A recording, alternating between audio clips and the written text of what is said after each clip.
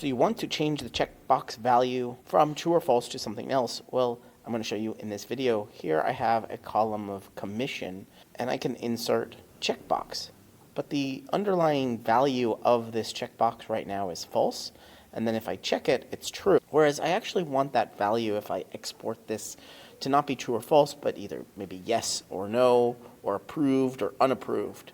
So I'm going to select these checkboxes, and I'm going to right click.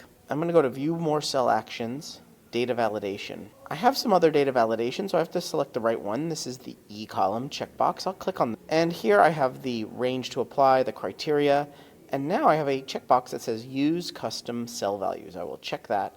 And now the checked, I will say approved, and unchecked, not yet approved. I can say a phrase, I can say some text, I can possibly have even some emojis. We'll do thumbs up and thumbs down. Done.